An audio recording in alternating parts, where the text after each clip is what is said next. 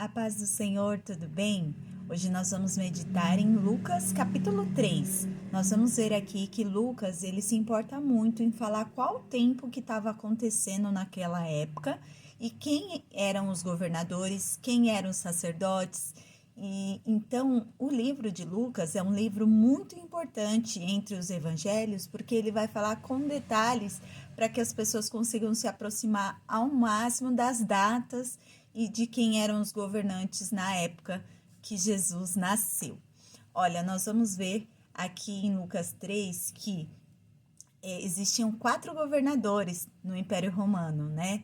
Das regiões, e seria Pilatos, Herodes, Felipe e Lisânias. Eles, cada um era responsável por uma região. Pilatos pela Judéia, Herodes pela Galileia, Felipe pela Itureia e Tracontes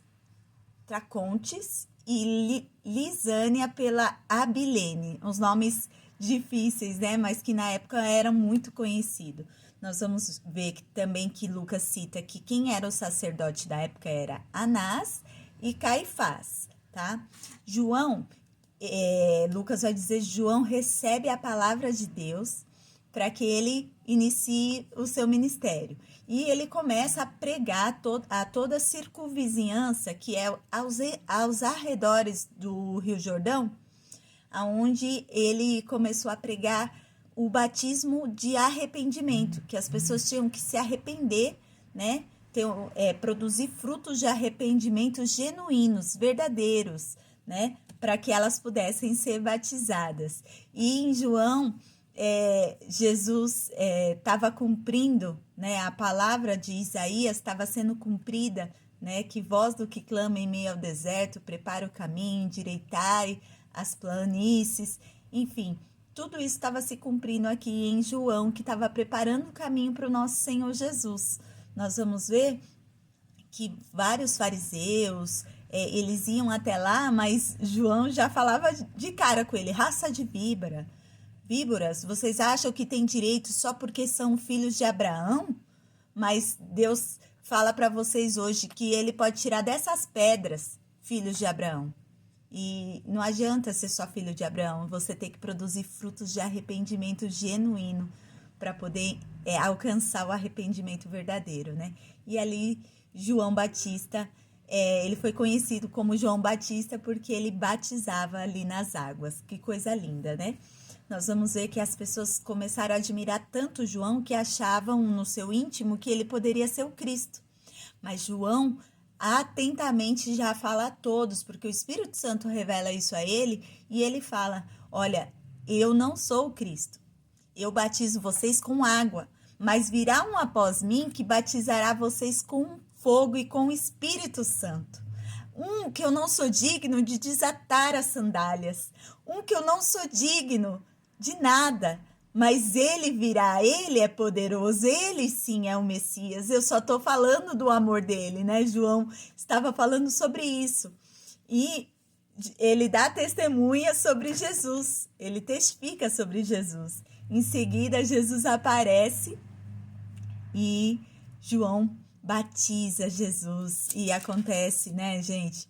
Aquilo que a gente sabe, que quando Jesus é batizado, o céu se abre, uma pomba desce como personificação do Espírito Santo que pousa em Jesus, e uma voz do céu fala, esse é o meu filho amado, de quem me comprazo, de quem me alegro.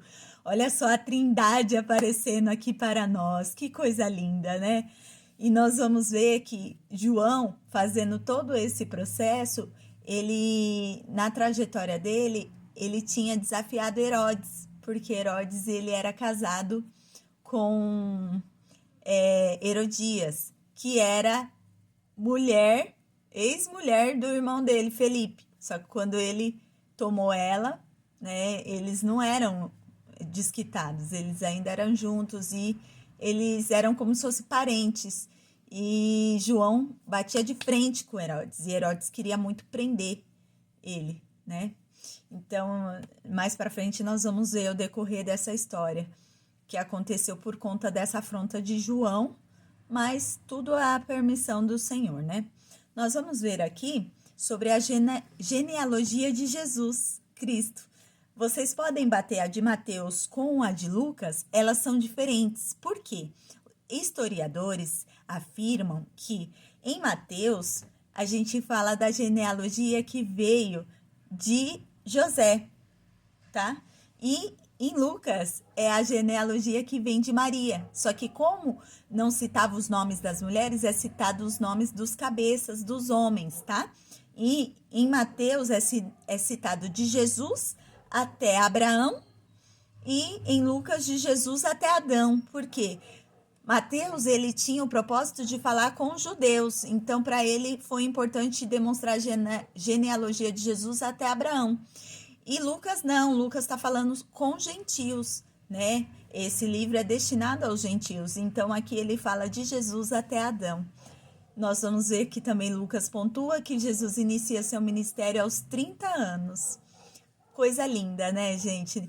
Nós vemos aqui a palavra do Senhor se cumprindo e tantos mistérios do céu sendo revelado. O que isso nos ensina? Que nós precisamos de uma preparação para fazer a vontade do Senhor.